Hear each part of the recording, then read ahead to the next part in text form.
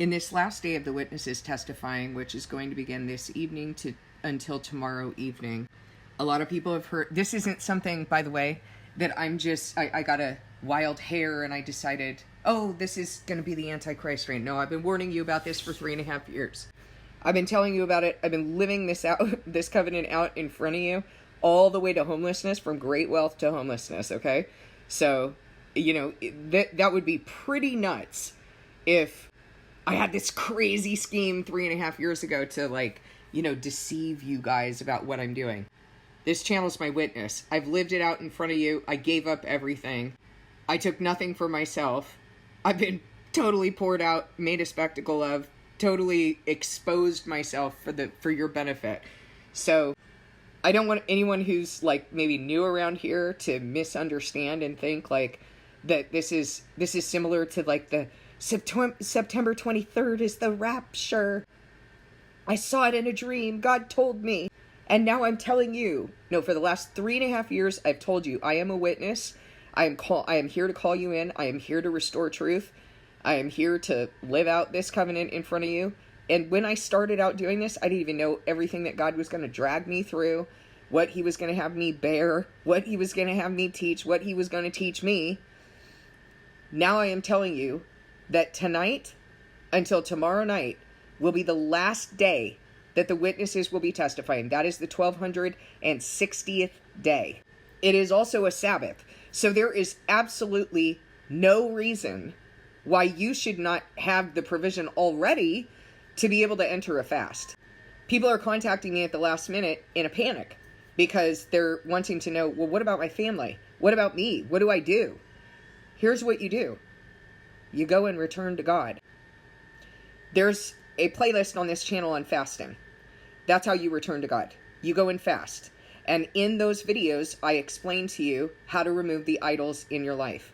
Sit down with God, make a list of all of the things that you're putting before him. Get off of YouTube, get off the boob tube or whatever it is that you're on, social media, working, get rid of your technology.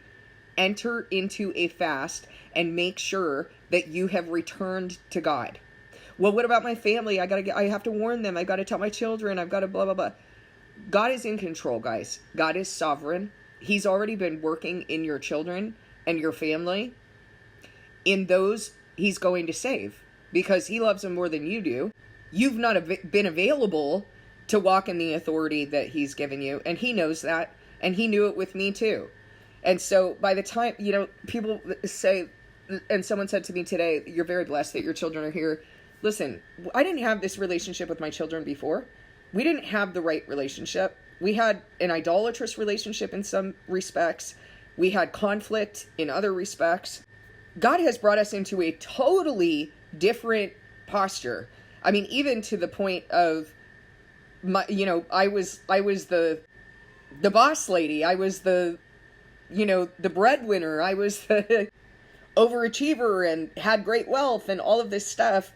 And was always always my thing, right? And then God brings me to this position of, no, I'm going to be your husband and you're not going to work. My daughter was on the same track. Overachiever, got her doctorate, was class president in college, total go-getter, worked on her doctorate, was completing her doctorate while she was pregnant with her first child. God pulled her out of it. Prior to my son actually going into the field that he's in now, he was actually going to become a medical doctor, and God pulled him out of that field. So God was already working on him before we even knew anything, because he knew that he was going to raise my son to be the provider and to take care of me in the last days of my life and to support his family. So I want you to know this, that it is God's will for you to walk in the authority that you've been given, but you've messed it up. I messed it up. I thought it was good to go and get my daughter caffeined up on hot cocoa at Starbucks and take her to go look at Christmas lights, teach her about Christmas, have her sit on Santa's lap. I thought it was good to instill the fear that I had, having watched my dad take advantage of his very wealthy wife and shoot all her wealth up into his arms. I thought that I was protecting my daughter by teaching her not to get married. This is what I thought. Like, my righteousness is filthy rags, and so is yours. You haven't been walking in the authority that God has given you, and he knows it, and he knew that it would be that way, because he handed you over to disobedience. So let me reiterate the rules of operation here. God is going to heal you as an individual. Only then is he going to raise you to walk in the authority you have been given, in the trust that he has given you. But I want you to think about, all of us have had hypocrite parents, and I know that. I don't have to guess about that, because truth has been thrown down. What were they going to teach us that was true? I want you to think about the hypocrisy of your parents, and how you would have responded if your parents came to you and started telling you, these are the things I'm learning, and these are the things you need to do. How would you respond to that? You'd be like, you're all messed up. I don't want to be like you. And frankly, if that's the way that I had handled it with my kids, and my kids might even say that I did handle it that way sometimes. Maybe I did. I don't know. I think I was pretty conscientious by that time with God of that I needed to share my testimony. This is what my daughter shared with me recently, that I would go to her and I would share my testimony, and then and I remember her saying, well, I have to receive this from God. And I would say, that's absolutely right. But it is my job to share my testimony with you. And that's all you have. And God will testify if you actually have a testimony. But if you don't have a testimony and you're just sharing videos and, regurgitating things that people have taught you and you haven't been living it out, God won't testify to it, because you're a liar. You're a hypocrite. And he doesn't like hypocrites.